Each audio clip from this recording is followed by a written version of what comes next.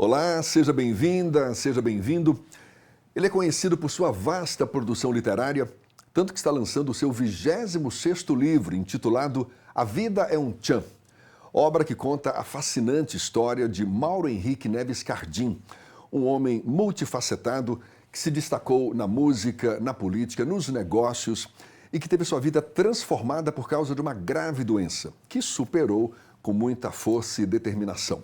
É com grande satisfação que recebemos Axel Tinoco, escritor Axel Tinoco. Seja bem-vindo, Axel. Obrigado, meu querido. É sempre uma alegria estar aqui com você.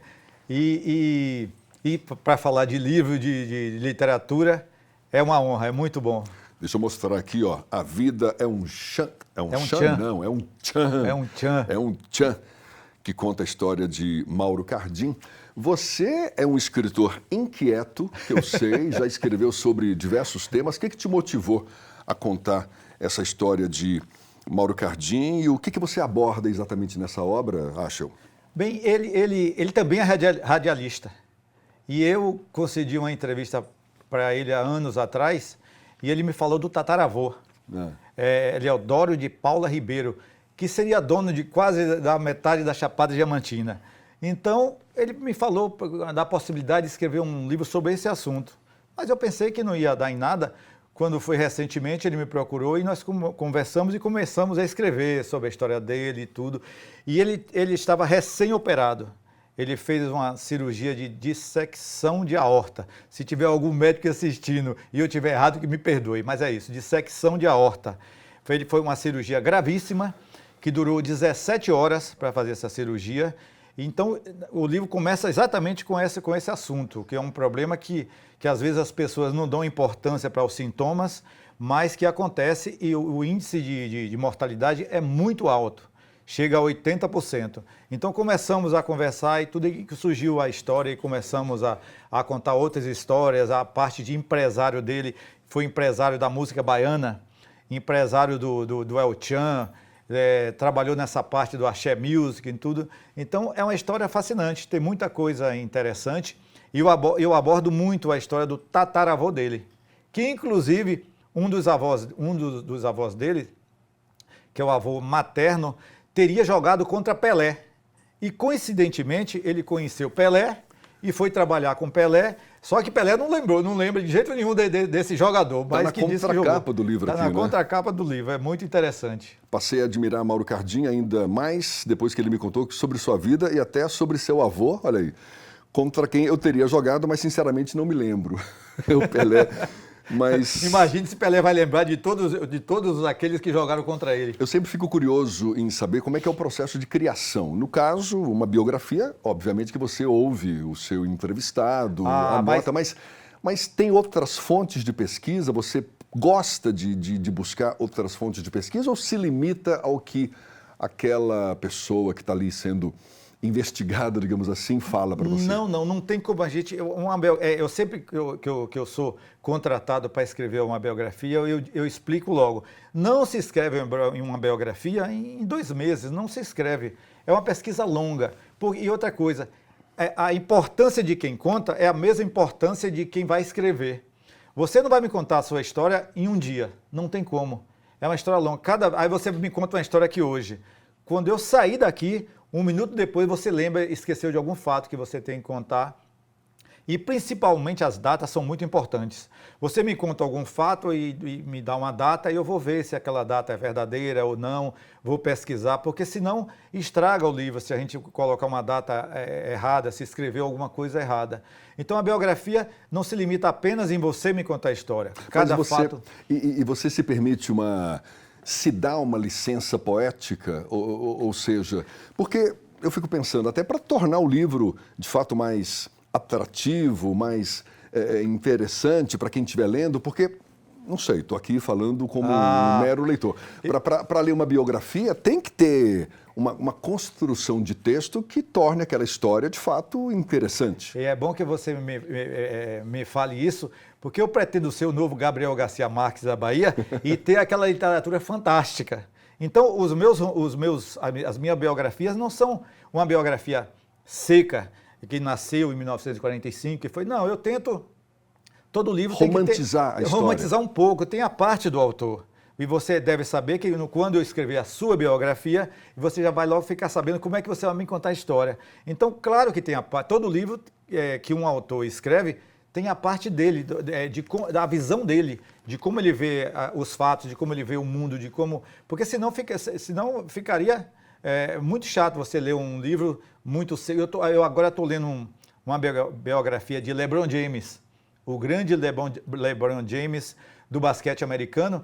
E como o autor constrói a biografia, você percebe claramente que tem muita coisa que foi o autor que contou, que disse, que duvido que LeBron ia lembrar de tantos fatos, de tantos detalhes. Mas você procura informações com pessoas que conviveram com o seu personagem com amigos, também? com familiares, dependendo da história, em jornais antigos, em revistas, no que for. A gente tem que ter uma pesquisa, porque você não pode se limitar apenas no que o biografado conta. Senão ficaria um livro muito seco, um livro muito simples. Eu gosto daquela coisa de Gabriel Garcia Marques, aquela coisa fantástica, mesmo sendo a realidade, mas é uma coisa fantástica, porque o leitor tem que ter o gosto pela leitura.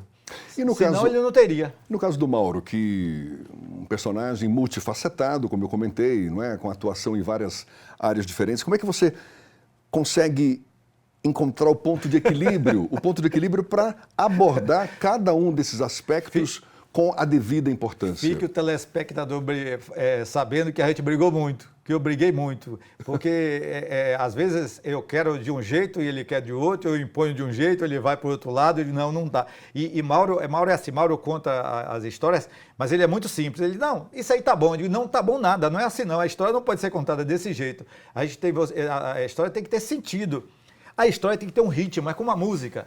Você vai ouvir uma música, a música tem um ritmo, tem a sonoridade, Então, o livro é a mesma coisa. Mas dá um exemplo disso aí. Eu te conto um fato que aconteceu comigo e você não se dá por satisfeito. O que fica faltando? Aí eu vou lhe perguntar mais coisas, eu vou pesquisar, eu vou brigar com você até que chegar ao ponto. Por exemplo, como a gente vai começar a história? Você vai me contar a sua história, mas eu vou dizer como é que eu vou começar a história, por onde.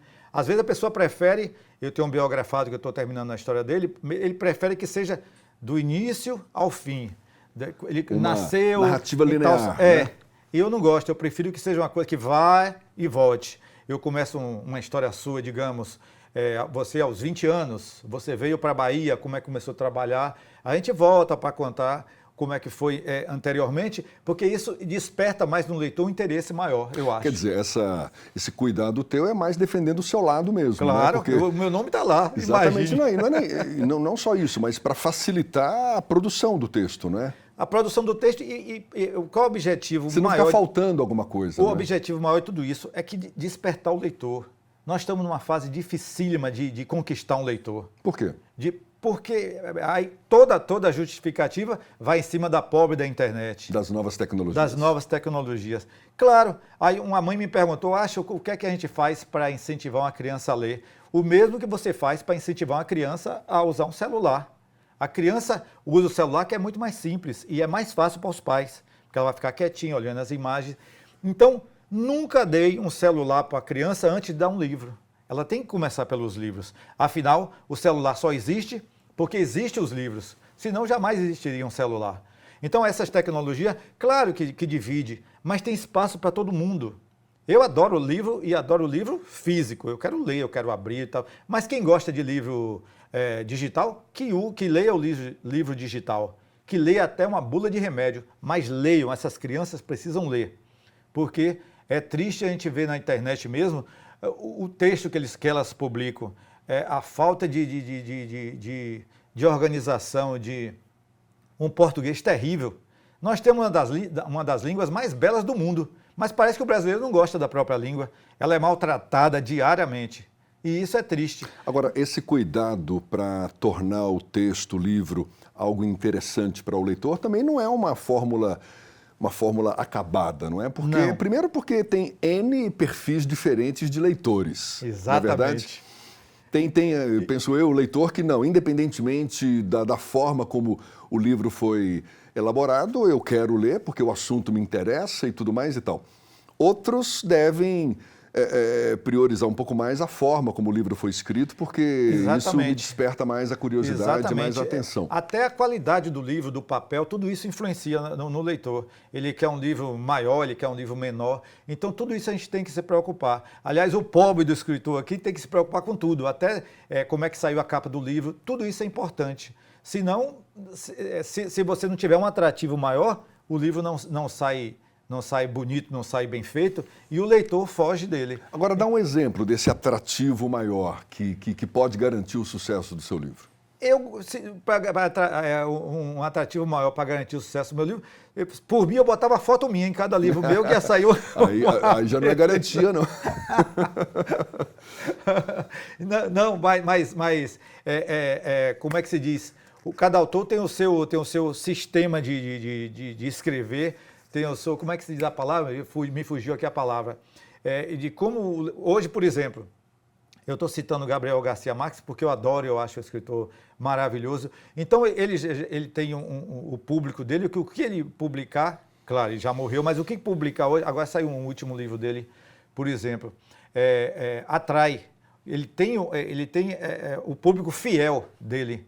E eu ainda não tenho esse público fiel todo, então eu tenho que me virar nos 30 para que os livros saiam bem escritos, saiam bem feitos, que os assuntos sejam interessantes.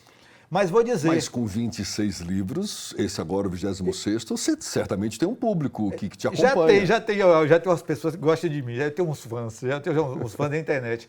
Mas, por exemplo, eu tenho 3 livros infantis e vou logo avisando que o livro infantil é o mais difícil de todos para escrever. Porque se você escreve um livro para adulto, se o adulto não gostar do livro, paciência. Mas a criança não, você tem que conquistar, você tem que dominar, você tem que prender a atenção dela. Um dos livros dele, infantis, é A Ranzinha Juju e o Sapo Cururu. Eu estava invertendo. Esse livro é bem legal, é bem atrativo, as imagens são bem legais e tudo. Então eu tenho 4 livros de poemas. Não é fácil hoje escrever poesia, e quando eu comecei a carreira eu achava que eu ia ser o novo Castro Alves da Bahia. Eu vou chegar lá, mas eu estou longe ainda. Se bem que Castro Alves morreu com 24 anos, eu já passei um pouco disso. Mas eu chego lá. O que é mais fácil escrever? Uma biografia, um texto infantil, poemas? Cada um tem sua dificuldade. Mas você já transitou por todos esses gêneros, eu já escrevi poesia, eu já escrevi romances infantis, de contos e biografias. As biografias, porque a biografia, de uma certa forma, elas dão um dinheirinho maior. Então eu consigo ganhar mais. Se for só para depender da vendagem dos livros, fica um pouco mais difícil. Mas peraí, explica aí, por que dá um dinheirinho maior? Porque alguém me contrata por valor X e eu ganho aquele dinheiro imediatamente e começo a construir a história. E os romances, por exemplo, nos romances eu tenho muito mais liberdade. O romance é meu, eu escrevo do jeito que eu quiser. Ninguém vai se meter, ninguém vai dar opinião. Mas a biografia não. E a biografia é engraçado. Todo biografado, ele conta tudo. Mas na hora de publicar, meu amigo, a limpeza é grande, porque ele tem que cortar isso. Não, isso não pode, isso, aquilo não pode. Então vai cortando. Aí eu vou ter que me adaptar, eu brigo com o biografado. Tanto que muitas vezes tem a biografia não autorizada também, né? Tem. Não é o caso dos seus... Não, eu nunca... das suas biografias, a única biografia que eu escrevi não autorizada foi sobre a vida do grande Tim Maia, que foi a partir dos depoimentos do cantor Fábio, de quem eu estou escrevendo agora a biografia dele, terminando. Fábio, que foi um parceiro do Tim Maia. De Tim Maia durante 30 anos, fez muito sucesso. Inclusive, ele escreveu um livro, não foi, o Fábio, contando um pouco Não, aí o livro é meu. Eu que escrevi o livro. Ele me contou as histórias e eu escrevi. Até parece que foi sonho. Até parece que foi sonho. Prefaciado por Ivan Lins. Olha. Que é um livro legal, um livro bem engraçado, rápido. E boa parte desse livro deu origem ao filme. Mas meu nome não sai lá. Tá vendo você que o escritor sofre? É uma complicação danada. E depois do meu livro, Nelson Motta escreveu uma biografia autorizada, que levou 7 anos para sair. No caso do A Vida é um Tchan, toda a renda do livro será doada às obras assistenciais de Irmã Dulce. Como é que você vê a importância de associar projetos culturais a causas sociais? Mas essa resposta a gente acompanha daqui a pouquinho. Primeiro tem esse intervalo, a gente volta já já, conversando com Axel Tinoco. É um instante só.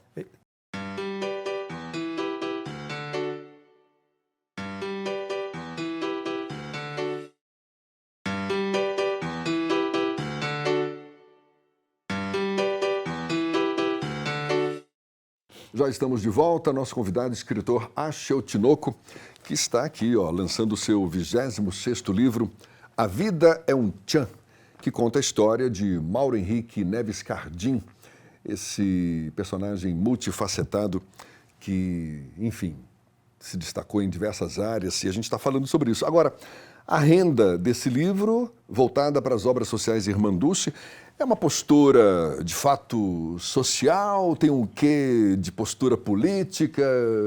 Como é que você explica isso? Eu conheci a Irmanduce pessoalmente na faculdade, quando eu fazia administração na Fax. Ela foi lá nos visitar e falou que ela tinha um time de futebol que jogava mais do que a gente. Foi uma graça. Ela tão pequenininha, tão miudinha e tal. E Mauro teve essa ideia certamente uma coisa social.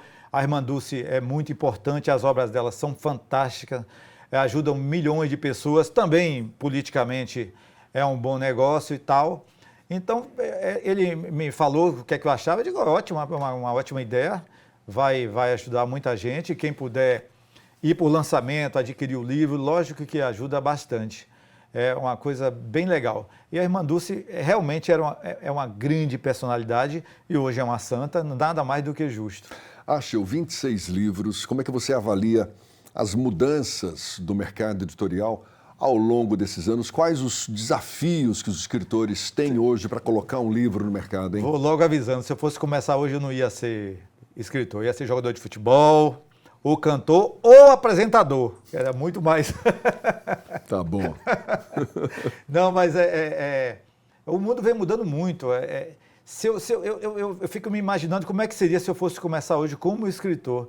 Seria muito difícil, eu acho. A vida de um escritor hoje não é muito fácil, não. E eu tenho muitos amigos escritores e a gente conversa sobre isso, as dificuldades do mercado. As pessoas, quem está de fora, não percebe. Por exemplo, você conseguir entrar numa grande editora é muito difícil. É muito difícil. Uma editora o que é? É uma empresa. A empresa visa o quê? Lucro. E a editora recebe um livro de quem? De Axel Tinoco. Quem é Axel Tinoco? Não conheço. Vai na rede social dele. Quantos milhões de seguidores tem? Não chegou nem 1 milhão ainda. Então não, deixa para depois. É assim. Então, é uma luta permanente. É só esse o critério? Não, claro que não. É lógico que tem um critério também da qualidade do livro. Mas até você chegar a entrar num mercado desse não é uma coisa simples, não. Eu venho lutando há muito tempo e eu acredito, sem falsa modéstia, que se eu tivesse um apoio maior, eu já teria estourado no mercado e tudo. Esse livro sai pela Garimpo Editorial. Garimpo Editorial de São Paulo. Mas você já trabalhou com várias editoras. Vários. Né? Inclusive eu lancei um livro que eu escrevi sobre a vida de Sr. Klaus Peter, que foi dono da Praia do Forte, que é o Castelo de Villerherma, que foi lançado em Portugal, foi lançado aqui no Brasil. É um livro que tem vendido bastante e tem feito um bom sucesso. Mas não é uma coisa simples, não. Tanto amigo meu que é escritor, que tenta, o que é que eu devo fazer? Eu digo, tem que escrever, bora jogar no mercado até que um dia aconteça. Mas para quem está nos acompanhando, escritor em início de carreira, o que você sugere? É bater mesmo na porta? Vou logo avisando, porque às vezes o garoto, a garota, quando quer lançar o primeiro livro, tem aquela expectativa, acha que vai vender 10 milhões de livros e já vai ficar rico todo dia. Não é assim, não. Não é fácil mesmo. Eu já fui acusado de escrever demais. Imagine você.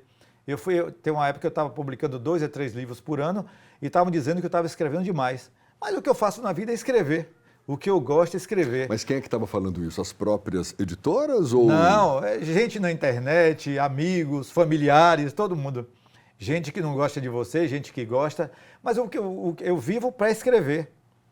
Os meus sonhos são livros. E uma vez publicado o livro, a relação com a editora, como é que se dá normalmente? Eu sei que deve variar de editora para editora, mas ela disponibiliza um percentual das vendas para o autor, 10%. Que costuma girar em torno de 10%. 8 a 10%. É mesmo? 8 a 10%. O restante é da própria vendagem. editora. Não Agora, só ela da editora, a editora tem distribuidora, tem livrarias, tudo isso custa muito dinheiro. A editora, se fosse assim, a editora estavam todas ricas, e coisa nenhuma. Tem editora aí lutando muito, editora pequena. Quantas editoras foram fechadas de 10 anos para cá? Quantas livrarias têm sido fechadas? Que é triste. Quantas livrarias tínhamos aqui em Salvador e hoje não tem mais livraria. Para a gente lançar um livro é difícil encontrar um espaço. Quando a gente lança um livro na livraria, por exemplo, 50% da vendagem dos livros já fica com a livraria. Não tem acordo, 50% são deles. E os livros virtuais que estão numa ascensão cada vez maior? Te seduz a ideia também de produzir Eu tenho livros virtual? na Amazon, em várias plataformas e tudo, mas eu sinceramente não ganhei dinheiro nenhum ainda com essas plataformas, não. Você fala um livro todo online ali que pode ser baixado virtual, e tal? pode ser baixado, mas pensa bem, quantos milhões de livros tem na Amazon? Aí você vai procurar. Qualquer um telespectador aí vai procurar um livro de alguém que você não conhece? Não vai. Aí vai lançar um livro de quem? Vão lançar um livro de Gabriel Garcia Marques, um livro de Jorge Amado, um livro novo de Jorge Amado saiu, vamos lançar. Todo mundo sabe quem é Jorge Amado. A propaganda é diferente, as lutas. Todo dia eu digo, se um livro tivesse a importância de um gol, nós seríamos um país de leitores. Eu pergunto, quantos programas existe no Brasil que recebe um escritor para conversar? Mas você não acha que isso, aos pouquinhos, pelo menos, está mudando? A gente teve agora, recentemente, a Bienal do Livro, em Salvador, que foi um grande sucesso. Foi fantástico, mas a organização deixou muito a desejar. Mas tinha gente demais. Isso prova o quê? Que existem leitores, que as pessoas querem ler livros, contanto que tenha o empurrão, que tenha a propaganda, que seja... Mas é isso que eu ia te perguntar de novo. Quantos programas de TV existem no Brasil que recebem um escritor, que falam de livros? Quantos programas tem no Brasil que falam de futebol? Alguém consegue calcular? De todas as TVs, de todos os canais fechados, abertos. Esporte é uma editoria que não falta. Mas não é nem esporte, é futebol. Esporte é principalmente futebol. A gente tem futebol... Primeira divisão brasileira, segunda, terceira, quarta, futebol feminino, futebol no Paraguai, na China, na Inglaterra. No mundo todo você ouve. Se chega um jogador de 10 anos, dá um chute numa bola, ele chega no aeroporto, lá tem uma multidão para recebê-lo. Lá tem todas as TVs do Brasil estão lá para recebê-lo. E o escritor não consegue, não é que eu queira ser estrela de cinema, não é nada disso. Mas é ter o espaço para a gente mostrar o nosso trabalho. Você vai no lançamento de livro, eu recebi o grande Laurentino Gomes, que eu tenho a honra de ter prefaciado um livro meu, lá num shopping aqui em Salvador, tinha mais de 400 pessoas, não tinha uma rede de televisão que mostrasse. Eu sou apaixonado por Ariano Suassuna. Sou apaixonado. Pense numa figura, a gente olhava para ele e você já ficava apaixonada. A última vez que ele veio a Salvador, pouco tempo antes de morrer, ele veio fazer uma apresentação no Teatro Castro Alves, gratuitamente. Eu não fui porque eu só fiquei sabendo 2 dias depois. E isso é triste, isso dói na alma da gente. Agora, é algo que a gente possivelmente pode conseguir mudar, não é verdade? Precisamos. De que forma, acho? Incentivando, essas crianças precisam de educação. Não adianta você criar lei e dar de graça, vamos fazer isso. Não adianta, o que adianta é educação. Precisamos investir em educação. E parece uma coisa piegas, a gente fala todo dia a mesma coisa, mas só se melhora as coisas com educação. Não se melhora uma geração com celular, vai se melhorar com educação. Essas crianças precisam entender que elas precisam estudar, os pais precisam botar as crianças na escola. Essa geração precisa de mais livros, de cultura. E eu falo livro que eu estou puxando a sardinha para a minha brasa. Mas é de esporte, precisa de esporte, precisa de um barzinho para você ir, precisa de festa, precisa de tudo. Mas tudo tem o seu espaço. Tudo. Por que não pode ter espaço para o livro, para a criança gostar do livro, gostar para a gente não ver as tragédias que a gente vê na internet todos os dias. Na minha cidade, uma cidade interior, Ibirataia, é uma cidade belíssima, de um povo bom, um povo maravilhoso. Mas todo dia, toda semana, morre 2, 3 crianças de 14 e 15 anos.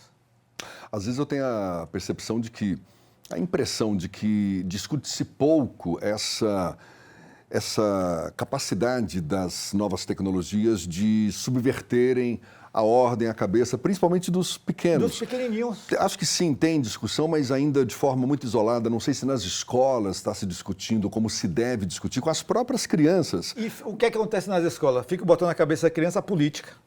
Você é desse lado, eu sou desse lado. Isso não importa, o que importa é que a criança entenda de qual lado ela vai ficar. Você que é um homem que tem muitos filhos, então você sabe como é difícil a educação dessas crianças. Sei. Como é difícil você explicar para o seu filho que tem um celular na mão com 4, 5 anos de idade, que ele também deve ler uma historinha, que ele também deve ler um livro. Acho que os próprios pais estão despreparados, Estão viu? despreparados. Porque é uma mudança de chave que aconteceu muito recentemente. Muito rapidamente. Eu falo por mim, eu vim de um mundo analógico, estou agora nesse mundo digital, tive que me adequar a ele, mas toda a minha formação foi lá nesse mundo analógico, não é? Ou seja, é uma realidade nova. E os pequenos que estão nascendo agora já nascem com o dedo na tela. Na tela. Outro dia eu fui no shopping fazer um lanche, fui numa grande rede de lanchonete. Aí, onde é que eu vou? Não, você tem que ver ali na tela, você tem que pedir. Eu não consegui lanchar. Eu digo, rapaz, eu sou de uma geração, eu não sou velho, eu sou uma pessoa jovem. Adoro criança, adoro jovem, adoro gente de qualquer idade. Eu adoro. Mas as pessoas acham que a gente tem a obrigação de saber tudo. Aí você vai num saque da vida, não, o senhor tem que entrar num aplicativo tal, que tem que baixar. Para comprar um ingresso de cinema, você tem que ser um mestre de computação. Mas essa tecnologia veio para ficar. Veio, mas eu não sou contra a tecnologia, pelo contrário, eu sou extremamente a favor. O que eu sou contra é que trate um senhor de 90 anos como se fosse uma criança de 10 anos. É o que está faltando. É o que está faltando. Esse discernimento, não é, para perceber. E tem espaço para todos nós. Tem espaço para a criança, para o jovem. Existe livro. Se você gosta de ler um livro no computador, ótimo, leia. Não importa, tem espaço para todo mundo, contanto que tenha educação. Estamos cada vez mais grosseiros, mal educados. Ontem eu estava assistindo a partida de futebol, antes do juiz apitar, o povo já estava brigando. E brigando por quê? Por nada. É o quê? Falta de educação. Falta de educação. E o brasileiro, de um modo geral, que é um povo maravilhoso, e a prova disso é a assistência, é a comoção e a luta que está tendo nessa tragédia do Rio Grande do Sul, e como o povo é bom. Mas precisamos de uma política melhor em todas as áreas. Você é um baiano que nasceu no Pará. É, mas eu sou baiano. Não recebi o título ainda, mas sou baiano. Pois é, eu sei. Qual foi a educação que você recebeu que garantiu essa consciência e essa capacidade de lidar com a nossa língua com tanta facilidade? Eu fui criado na roça. O povo pensa que a gente é criado num berço de ouro. Porcaria nenhuma, eu fui criado na roça.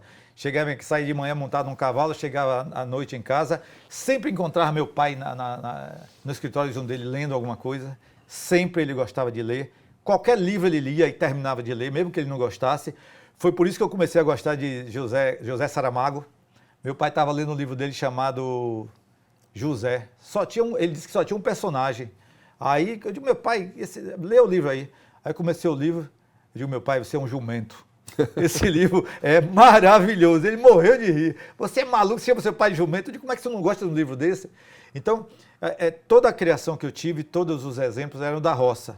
E eu, aos 7 anos, eu acho, 8 anos, eu lembro que eu ficava copiando, o pessoal pensa que é mentira. Você leu o seu primeiro livro com que idade? Devia ser, quando eu fui alfabetizar, 6, 7 anos, eu lembro, acho que era O Menino Dedo Verde. Sim, que encostava o dedo e nascia uma plantinha. Aliás, está precisando de um monte de menino desse pelo Brasil para tocar o dedo e transformar tudo num grande jardim. Lembro do livro, do autor. Também não lembro, não, agora me fugiu também. Menino do Dedo Verde, me lembro. Mas eu copiava, eu adorava Roberto Carlos, porque minha mãe era apaixonada por ele, meu pai não gostava, mas acabou gostando.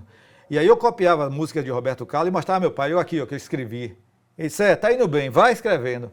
E aí eu comecei, quando eu vim estudar em Salvador, num colégio de freiras, as sacramentinas, eu comecei a escrever. Tinha muita menina no colégio e eu nunca tinha visto tanta menina junto. E eu comecei a escrever no caderno das meninas, poeminha, achava que ia ser o novo Castro Alves da Bahia. Estou tentando, mas vou chegar lá. Para a gente encerrar, Axel, uma perguntinha bem olhando para o futuro. O que você espera da literatura, do mercado literário pelos próximos anos? Você que certamente se acha um jovem, e é mesmo. Eu sou. Tem muito chão pela frente ainda. O que você vislumbra? Ficar rico eu não vou. Não, estou falando do mercado. Assim, com essas novas tecnologias, essa dificuldade ainda de conseguir novos leitores. Eu espero, mas ao mesmo Jefferson, tempo, muita gente sinceramente, acordando, não é? Eu espero, sinceramente, que não sejamos dominados pela tal da inteligência artificial. Ah, meu amigo, eu esses espero. dias, ó, sem querer te cortar, mas já te cortando. Estava conversando hoje com ele perguntando para mim, escuta, você consegue viver sem internet? Falei, não, a internet faz parte. Né, começou a fazer parte da nossa vida. Você, daqui a alguns anos, não vai conseguir viver sem inteligência artificial. Pois é. Mas eu acho, principalmente para a arte, eu acho um pouco triste. Você já imaginou Michelangelo com a inteligência artificial arrumando uma coisa aqui? Os grandes artistas, um Ariano Suassuna. Imagine Ariano Suassuna brigando com a inteligência artificial. Não ia ser brincadeira. Não é que não deve existir. Deve existir, mas a gente tem que ter a responsabilidade e a educação e a grandeza de... A inteligência artificial só existe porque existe os livros, porque existe os grandes artistas, porque existem os criadores. Senão não existia nada disso. Então, eu espero o que é que eu espero? Eu espero um país de jovens, de velhos bem criados, bem vividos, que vivam bem, sem tanta violência. Nossa, que tristeza sair Essa semana eu escrevi um artigo para o jornal, assim, A Cidade Sem Noite. Eu lembrando que nos anos 70, 80, 90, que foi ontem, eu andava pelas ruas de Salvador e namorava dentro do carro no Alto de Ondina. Imagina hoje um cidadão entrar no carro com a namorada e vai namorar no Alto de Ondina. Vai sair de lá sem as cuecas, sem nada. Então, sopraram no meu ouvido aqui, ó, Menino do Dedo Verde, de Maurice de Rion. Como é o nome? Maurice de Rion. É isso aí mesmo. Eu não consigo pronunciar, mas é isso aí mesmo. Meu Pé de Laranja Lima. Também. Um espetáculo. Aí, então, essas coisas que me encantam. Eu adoro, se a gente ficar conversando aqui, vai até amanhã de manhã, porque não falta assunto. Por que não falta assunto? Porque existe conhecimento, existe cultura, existe boa vontade. Eu adoro futebol. Não tenho nada contra futebol, pelo contrário, eu sou apaixonado por futebol. O meu Vitória, coitado, está precisando de um bom técnico. Se alguém precisar, eu estou aqui. Vai ganhar, mas ganhou, então, acabou de ganhar um novo técnico aí. Acabou de ganhar um novo técnico, foi. Léo Condé foi embora. Então é isso, eu espero que as pessoas leiam mais, que curtam mais a vida, que vivam melhor, sem tanta violência, sem tanta tristeza, sem tanta... Já basta as nossas perdas pessoais, as nossas tristezas, porque senão... Não sei o que vai acontecer, não. Sempre um prazer conversar com você. E não esquecer, Jefferson, que o livro será publicado dia 6 de junho na livraria Escariz do Shopping Barra. Será lançado. Será lançado. Dia 6 de junho. Isso, a partir das 5 da tarde. Espero todo mundo lá, quem puder ir. Vai ser um prazer receber todo mundo. É uma festa. Prazer ter você aqui. Prazer todo muito meu. Obrigado. E só agradecer vocês, que, nossa, eu sou tão bem recebido aqui, mas o mês que vem tem livro novo, eu estou aqui de novo. Já repararam que ele fala tanto quanto escreve, né? Show, muito obrigado. Muito obrigado a você também que acompanhou esse nosso bate-papo. Até uma próxima. Tchau, tchau.